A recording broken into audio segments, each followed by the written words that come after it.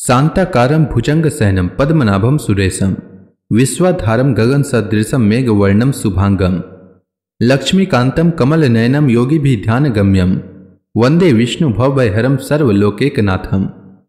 मंगलम भगवान विष्णु मंगलम गरुड़ध्वज मंगलम पुंडरीकाक्ष मंगलाय तनोहरि। ओम नमो भगवते वासुदेवाय। आज का दिन आप सभी के लिए मंगलमय हो। आज मैं कार्तिक मास की कथा का 25वां अध्याय सुनाने वाला हूं। शास्त्रों के अनुसार कार्तिक माह में प्रतिदिन स्नान करना चाहिए और भगवान विष्णु, माता लक्ष्मी एवं तुलसी माता की पूजा करनी चाहिए। साथ ही कार्तिक मास में भगवान विष्णु की कल्याणकारी कथा का पाठ अथवा श्रवण करना चाहिए। इससे जन्म जन्मांतर के पाप कर्मों का नाश होता है और घर में सुख समृद्धि का वास होता है। तो आइए श्रवण करते हैं कार्तिक मास की कथा का 25वां अध्याय। श्री पराशर जी आगे बोले, हे मैत्रेय, इधर कंस के दूत द्वारा भेजा हुआ महाबली केसी भी कृष्णचंद्र के वध की इच्छा से घोड़े का रूप धारण कर वृंदावन में आया। वह अपने कुरों से पृथ्वी तल को खोदता, ग्रीवा के बलों से बादलों को छिन्न भिन्न करता तथा वेग से चंद्रमा और सूर्य के मार्ग को भी पार करता गोपों की ओर दौड़ा। उस अश्वरूप दैत्य के हिनहिनाने के शब्द से भयभीत होकर समस्त गोप और गोपियां श्री गोविंद की शरण में आए। तब उनके त्राही त्राही शब्द को सुनकर भगवान कृष्णचंद्र सजल मेघ की गर्जना के समान गंभीर वाणी में बोले, हे गोपालगण, आप लोग केसी से न डरे, आप तो गोप जाति के हैं।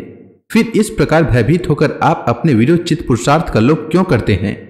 यह अल्पवीर्य, हिनहिनाने से आतंक फैलाने वाला और नाचने वाला दुष्ट अश्व जिस पर राक्षस गण बलपूर्वक चढ़ा करते हैं, आप लोगों का क्या बिगाड़ सकता है? इस प्रकार गोपों को धैर्य बंधाकर वे केसी से कहने लगे, अरे दुष्ट, इधर आ। पिनाकधारी वीरभद्र ने जिस प्रकार पूषा के दांत उखाड़े थे, उसी प्रकार मैं कृष्ण तेरे मुख से सारे दांत गिरा दूंगा। ऐसा कहकर श्री गोविंद उछलकर केसी के सामने आए और वह अश्वरूपधारी दैत्य भी मुख खोलकर उनकी ओर दौड़ा। तब जनार्दन ने अपनी बांह फैलाकर उस अश्वरूपधारी दुष्ट दैत्य के मुख में डाल दी।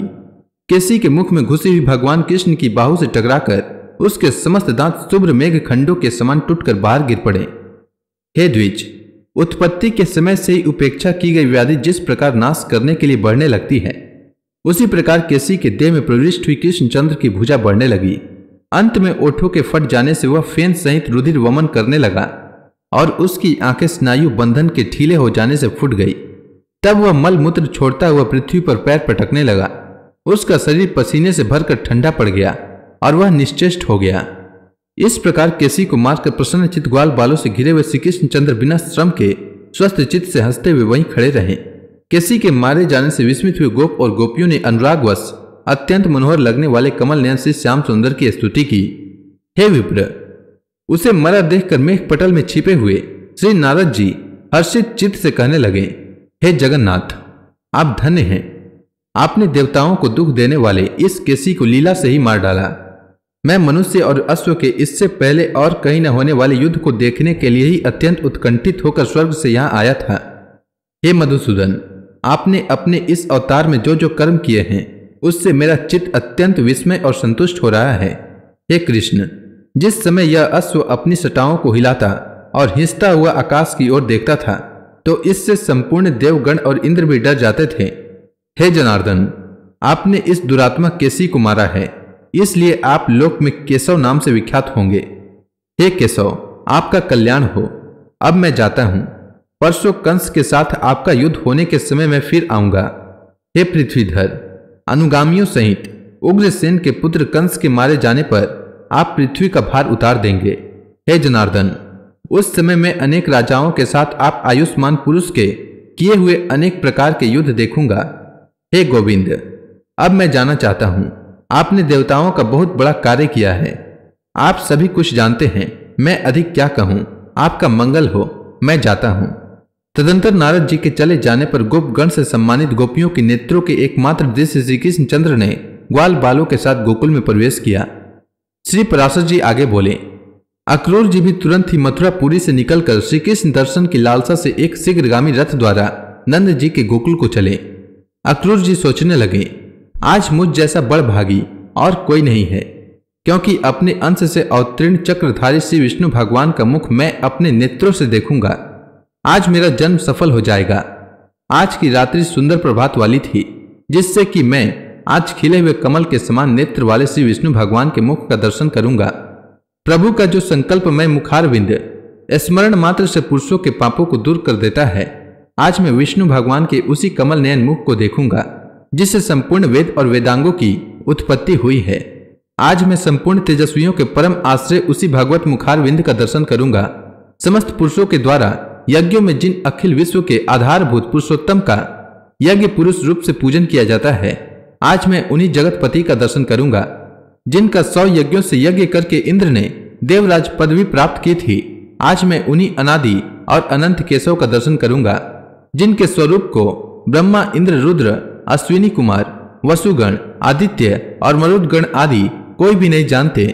आज वही हरि मेरे नेत्रों के विषय होंगे, जो सर्वात्मा, सर्वज्ञ, सर्वस्वरूप और सब भूतों में अवस्थित हैं तथा जो अचिंत्य, अव्यय और सर्वव्यापक हैं। अहो, आज स्वयं वे ही मेरे साथ बात करेंगे जिन अजन्मा ने मत्स्य, कुर्म, वराह, हयग्रीव और नृसिंह आदि रूप धारण कर जगत की रक्षा की है। आज वे ही मुझसे वार्तालाप करेंगे जिनके स्मरण मात्र से पुरुष सर्वथा कल्याण पात्र हो जाता है। मैं आज उन्हीं अजन्मा हरि जी के शरण में जा रहा हूं। श्री पराशर जी बोले, हे मैत्रेय, भक्ति विनम्र चित्त अक्रूर जी इस प्रकार विष्णु भगवान का चिंतन करते कुछ सूर्य रहते ही गोकुल में पहुंच गए। वहां पहुंचने पर पहले उन्होंने खिले हुए नील कमल से की कांति वाले श्री कृष्ण चंद्र को गौओं के दोहन स्थान में बछड़ों के बीच में विराजमान देखा, जिनके नेत्र खिले हुए कमल के समान थे। वक्ष स्थल में श्रीवत्स चिन्ह सुशोभित था, भुजाएं लंबी लंबी थी, वक्ष स्थल विशाल और ऊंचा था तथा नासिका उन्नत थी, जो सविलास हास्य युक्त मनोहर मुखारविंद से सुशोभित थे तथा उन्नत और रक्त नख युक्त चरणों से पृथ्वी पर विराजमान थे। हे द्विज, श्री कृष्ण चंद्र के पीछे उन्होंने हंस, कुंद और चंद्रमा के समान गौर वर्ण नीलांबरधारी यदुनंदन श्री बलभद्र जी को देखा। विशाल भुजदंड, उन्नत स्कंद और विकसित मुखारविंद श्री बलभद्र जी मेघमाला से घिरे हुए दूसरे कैलाश पर्वत के समान जान पड़ते थे। हे मुने, उन दोनों बालकों को देखकर महामती अक्रूर जी का मुख कमल प्रफुल्लित हो गया और वे मन ही मन कहने लगे, इन दो रूपों में जो यह भगवान वासुदेव का अंश स्थित है, वही परम धाम है और वही परम पद है। इन जगत विधाता के दर्शन पाकर आज मेरे नेत्र युगल तो सफल हो गए, किंतु क्या अब भगवत कृपा से इनका अंग संग पाकर मेरा शरीर भी कृतकृत्य हो सकेगा? जिनकी अंगुली के स्पर्श मात्र से संपूर्ण पापों से युक्त पुरुष निर्दोष सिद्धि प्राप्त कर लेता है, क्या वे अनंत मूर्ति श्रीमान हरि मेरी पीठ पर अपना कर कमल रखेंगे? जिन्होंने अग्नि, विद्युत और सूर्य की किरणमाला के समान अपने उग्र चक्र का प्रहार कर दैत्यपति की सेनाओं को नष्ट करते हुए असुर सुंदरियों की आंखों के अंजन धो डाले थे, जिनको एक जल बिंदु प्रदान करने से राजा बलि ने पृथ्वी तल में अति मनोज्ञ भोग और एक मनवंतर तक देवत्व लाभ पूर्वक शत्रुविहीन इंद्र पद प्राप्त किया था, वही विष्णु भगवान मुझ निर्दोष को भी कंस के संसर्ग से दोषी ठहराकर क्या मेरी अवज्ञा कर देंगे? मेरे ऐसे साधु जन बहिष्कृत पुरुष के जन्म को धिक्कार है। अतः मैं उन ईश्वरों के ईश्वर, आदि, मध्य और अंत रहित पुरुषोत्तम भगवान विष्णु के अंशावतार श्री कृष्ण चंद्र के पास भक्ति विनम्र चित्त से उनके पास जाता हूँ। मुझे पूर्ण आशा है वे मेरी कभी अवज्ञा न करेंगे। श्री पराशर जी आगे बोले, हे मैत्रेय, यदुवंशी अक्रूर जी ने इस प्रकार चिंतन करते श्री गोविंद के पास पहुंचकर उनके चरणों में सिर झुकाते हुए, मैं अक्रूर हूं, ऐसा कहकर प्रणाम किया। इसके बाद भगवान श्री कृष्ण चंद्र ने अक्रूर जी के साथ क्या किया, उसे मैं अगला अध्याय में बताऊंगा। तब तक के लिए भगवान हरि का नाम लेते रहें। तो प्रेम से बोली भगवान विष्णु की जय, श्री कृष्ण चंद्र की जय, लक्ष्मी माता की जय, तुलसी माता की जय, समस्त देवी देवताओं की जय।